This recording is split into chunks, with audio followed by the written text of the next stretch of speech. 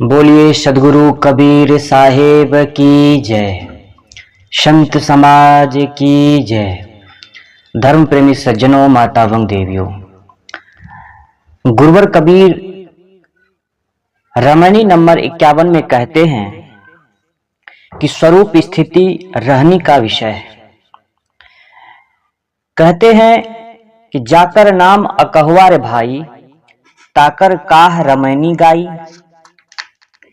कहे तात पर एक ऐसा, जस पंथी बोहित चढ़ी वैसा। है कछु रहनी गहनी की बाता, बैठा रहे चला पुनि जाता। रहे बदन नहीं स्वांग सुभाऊ, मन अस्तित्व नहीं बोले काहू। तन राता मन जात है, मन राता तन जाए। तन मन एक के होय रहे, तब हंस कबीर कहाए। कबीर कहाना इतना आसान नहीं है, कबीर होना इतना आसान नहीं है।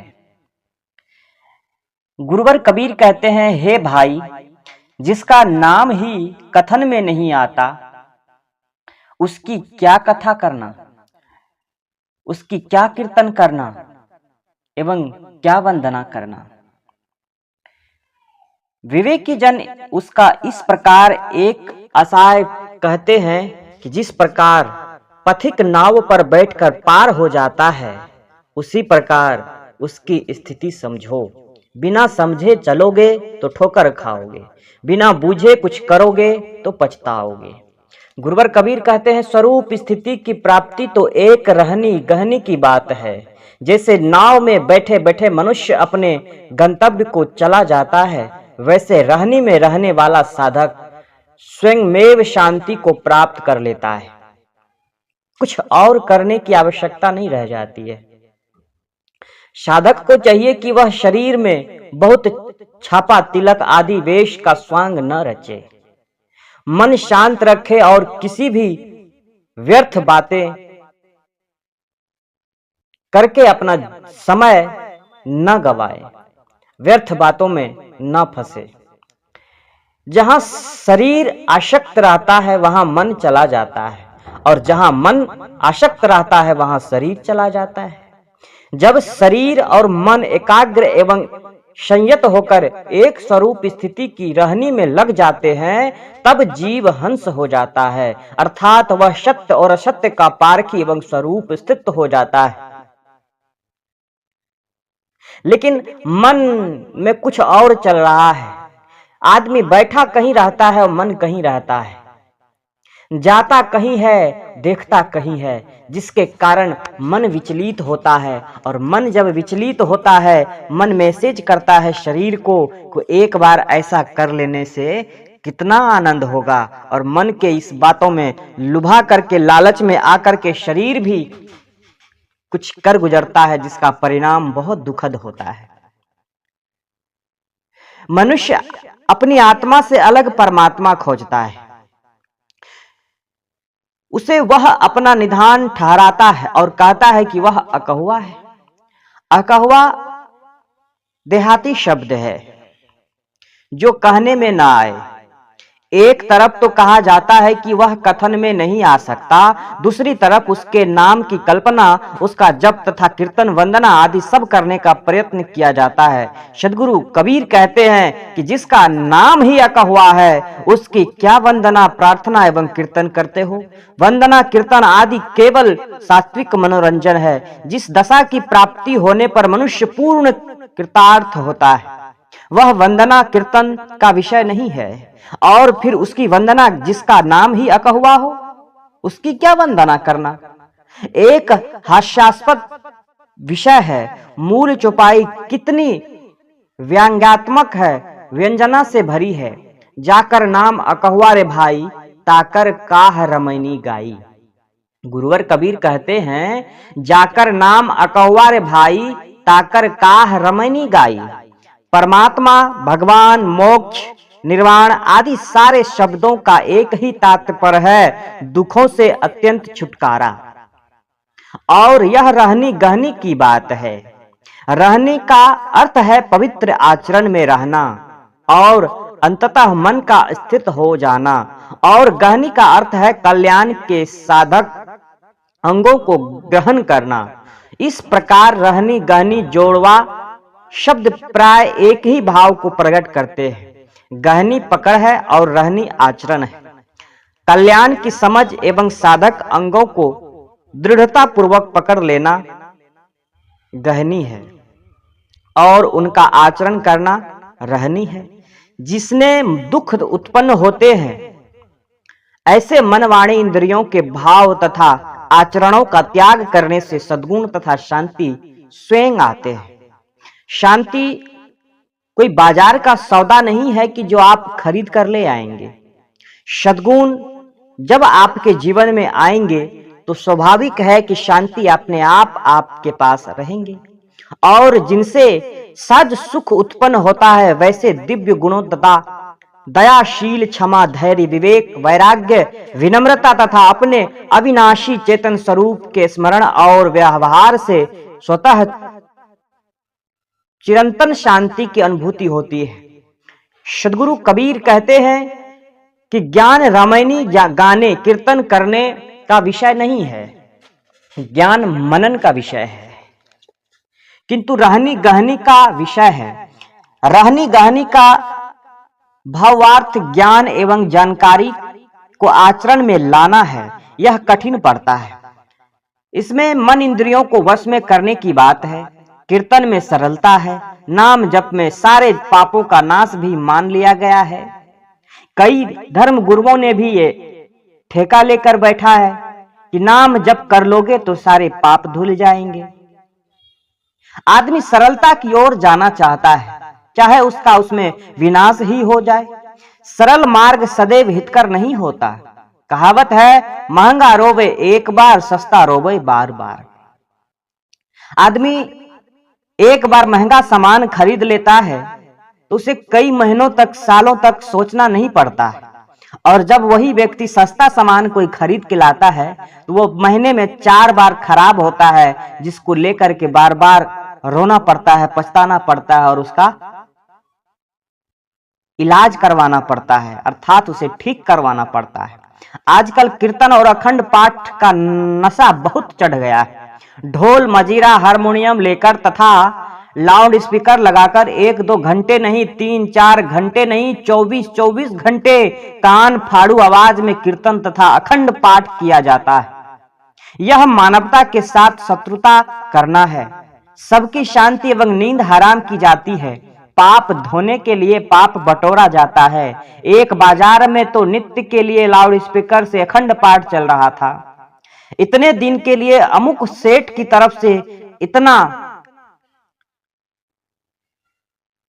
भीड़, इतने दिन के लिए अमुक सेठ की तरफ से पाठ करने वालों को मेहनता मिलता है।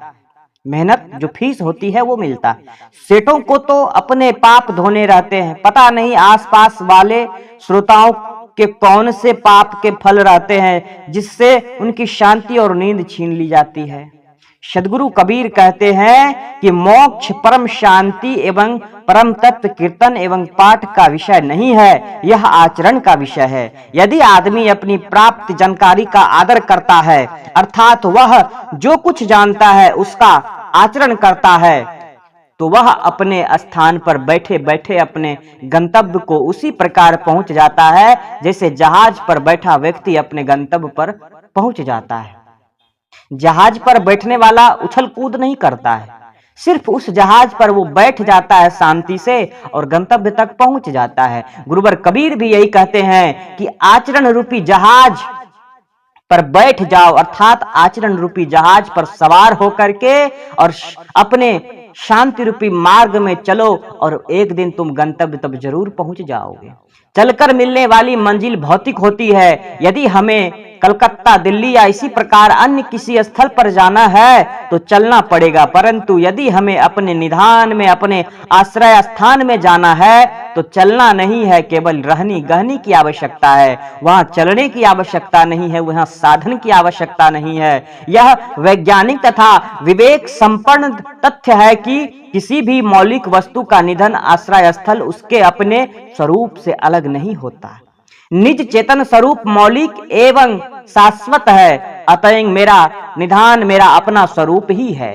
इसीलिए मुझे कहीं अलग पहुंचना नहीं है। रहनी गहनी ठीक न होने से मैं अपने आप से अलग पड़ा हुआ सा हूं। जिस दिन व्यक्ति त्याग करने योग्य को त्याग देता है तथा ग्रहण करने योग्य को ग्रहण कर लेता है, उसी दिन वह अपने आप को पा लेता है, उसी दिन अपने आप से मुलाकात कर लेता है, अपने आप की भूमिका में पहुंच जाता है। यह है कछु रहनी गहनी की बाता।